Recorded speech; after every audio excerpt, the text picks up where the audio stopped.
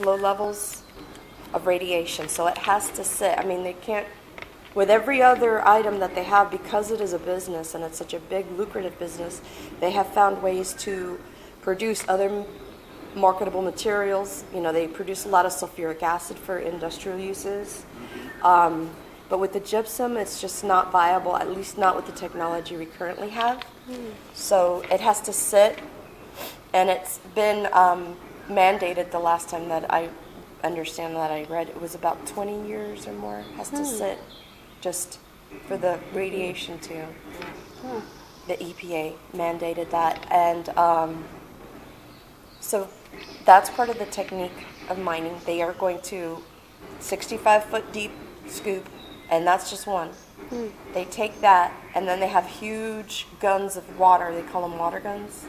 So once the bucket drops off, pile off, they're going to hose it off, and they create a slurry. And this is all in that first gallery, actually. There's a video that shows you that shows you the scene of, did you see that? Of what it looked like? Okay, that's the one if you walk in, it's on the far left upper. But then also on the wall, it has a flow chart that shows you each step of the process. And actually, it needs to be updated because the bucket that we have when you first walk in, it looks huge. 12 men fit in there, shoulder to shoulder.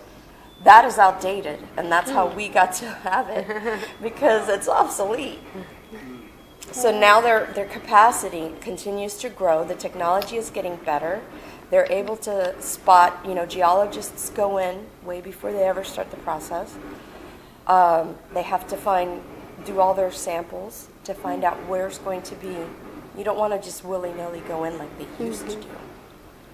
They go in and they're going to want to maximize profit. They're going to find what they need to with doing the least damage because that means less money for reclamation.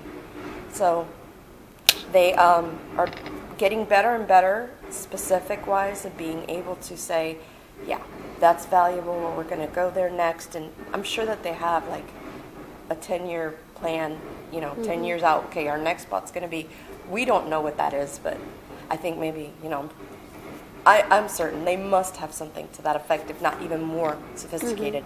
The history of phosphate, it started out with mid to late 1800s. They found that a certain type of a rock, primarily in the Peace River, would make things grow. And in Florida, the Bone Valley area, that's how it all started.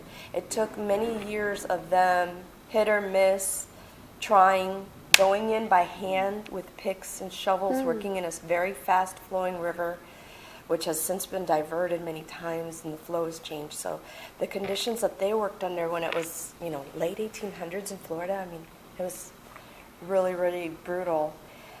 They would lay tracks alongside the area they were working on the riverbank and have mules and carts. And basically they were hand shuffling out onto those carts. And they had to keep moving their track as they went. Where is Peace River at? Peace River it's actually in Polk County, but it originates, let me show you a very good visual aid. Okay, this is the Peace River. You get to keep that, Jess. Oh yeah, this is yours, definitely. And as you can see, Lakeland is here, and we're in between. And it originates here at Lake Hancock, flows southwest, and empties into Punta Gorda, into the estuary, and then out into the Gulf.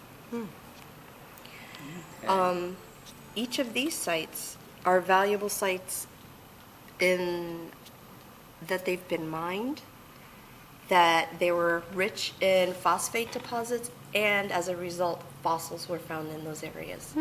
And as a byproduct of the mining, this area, the 5-county area, came to be known as Bone Valley. And that's how it got that name, that moniker. So. How does phosphate disturb the groundwater?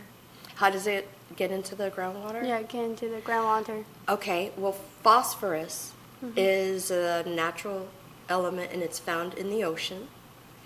And through the same process that I would imagine when I pictured in my mind as fossil fuels are created, with the continual deposit of phosphate combining with decaying creatures and sea life, soils, time compresses. I mean, I'm talking millions and millions of years, geological terms, which are really hard to fathom, you know. And so through that process, eventually, that phosphorus is turned into phosphate. And then it is deposited with the ebbing and flowing of the ocean during ice ages and glacier movement. It came to be deposited in different areas of Florida. And because of the geological, I guess, deposits that are in the 5-county area known as Boone Valley, it sat higher, so it allowed for possibly like that island effect to happen, which at some point may have trapped more creatures, more of the Ice Age animals here, and that's what we believe is how they came to be concentrated in such a small area. I mean, relatively small considering. And we're not the only place that phosphate is found. It's found throughout the world in pockets, and I know that they actively mine in 3 locations in Florida. There's different formations, and they are actually in that first gallery, which might be a good idea for us to walk over there if you don't mind, because you can actually pan to it. I'll put that in here.